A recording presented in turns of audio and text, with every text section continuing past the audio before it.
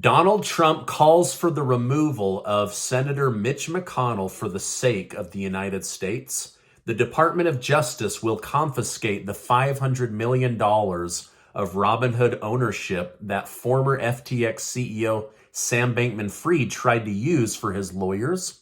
Republicans file new corruption charges against President Biden instead of Hunter Biden on their first working day in Congress, and Vladimir Putin attacks a civilian area in order to get back at NATO. Thank you so much for liking and sharing these videos. It really helps me out here on YouTube, so thank you so much. A Fulton County grand jury that was looking into the phone call between then President Donald Trump and Secretary of State for Georgia has concluded their investigation.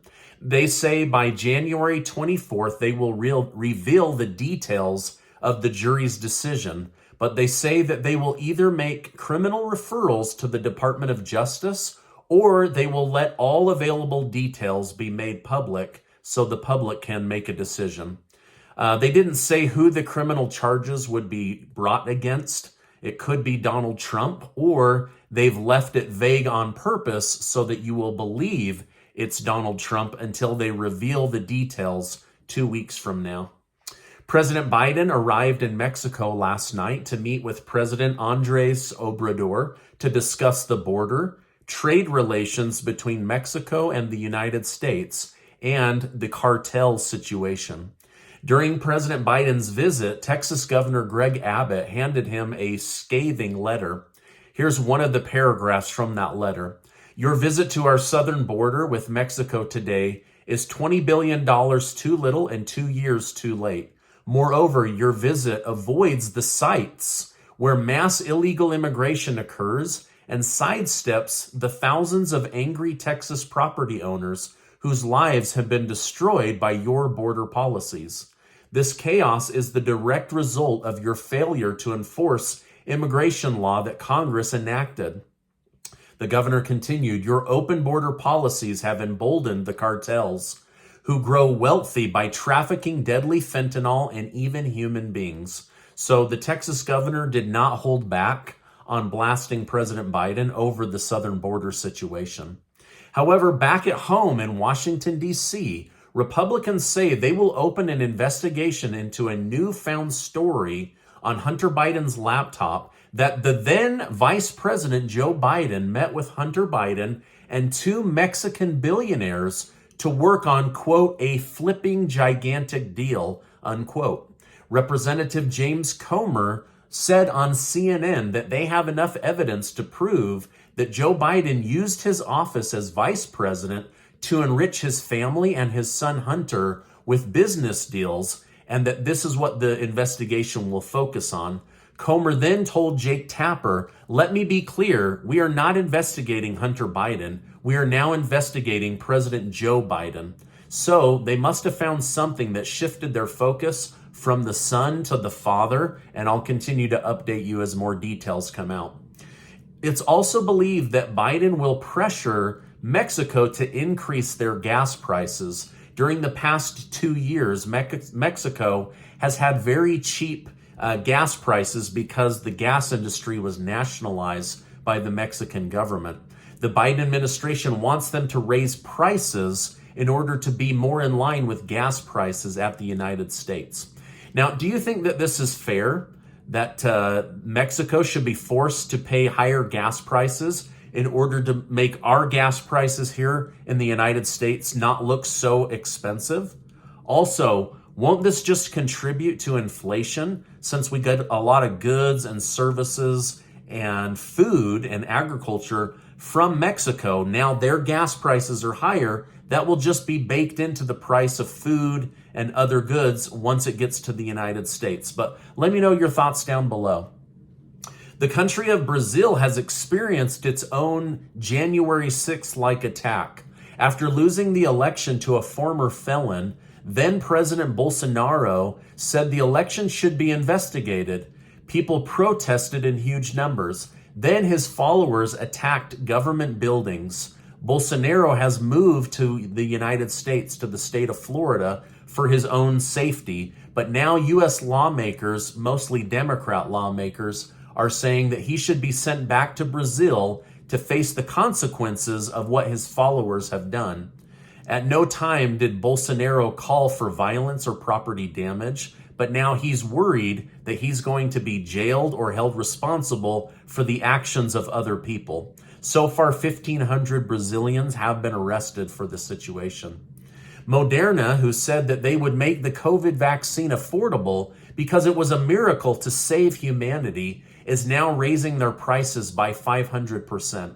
So now to get the booster, you must come out of pocket for an office visit on top of the price of the shot. So roughly it would be between $300 to $400 for this visit if you don't have insurance. Last week, I told you how former FTX CEO Sam Bankman-Fried had requested the money from his $500 million ownership using stolen money in the investing app Robinhood. Now the Department of Justice has taken possession of those ownership rights and denied Sam Bankman-Fried the right to access $500 million of stolen money in order to plead his case to avoid jail time for stealing over $1 billion from over 1 million people. Democrat lawmakers say Republicans wanting to investigate the FBI and other three-letter government agencies is just to vilify them and to make them look bad, and that this is what Republicans do. But we've now seen that these three-letter agencies have been doing a lot of shenanigans, especially on social media, in order to manipulate the American people or sway an agenda. So I'm not sure that they're right on this one. However, new Republican George Santos from New York, you know, the guy that lied and embellished the truth about his resume, well, he's now been hit with his first ethics violation in Congress, and many are saying it's time for him to step down. I know many people in Congress lie, right? Like, that's the majority of my channel. But this guy openly admitted to lying. So should he be forced to step down? Should he be replaced by a different Republican? Should his Democrat opponent be given the seat, or should there be a new runoff election? Let me know your thoughts in the comments down below. A new poll released today shows 71% of the country is either scared or angry about the direction of the country. Many worry that the United States is not on track and that this will fundamentally change the country over the coming years. 7,000 nurses have gone on strike in New York City, citing that they are overworked and underpaid due to chronic understaffing issues. As you know, New York tried to force vaccinate all medical workers in 2021 and part of 2022. So many of them simply quit their jobs, moved to a different state, or left the industry completely. Now New York is dealing with a massive headache as nurses play a vital role in the medical system. In some good news, used car prices are coming down quickly. Because of supply and demand during COVID, used car prices rose on average by 50%. Instead of going down, they went up 50%. With the supply and demand normalizing and the hysteria subsiding, used cars are quickly becoming very affordable once again. Now I just wish interest rates weren't so ridiculously high. Moscow is now saying they are no longer at war with Ukraine, but with the sending of tanks and armored cars, it's obvious that they are fighting against NATO.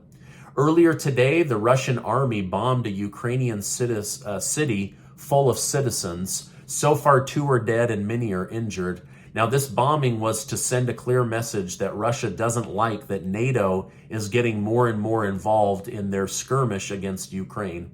However, in the rules of war, you're not supposed to purposely bomb civilian heavy areas, and this will likely be added to the list of war crimes attributed to Vladimir Putin.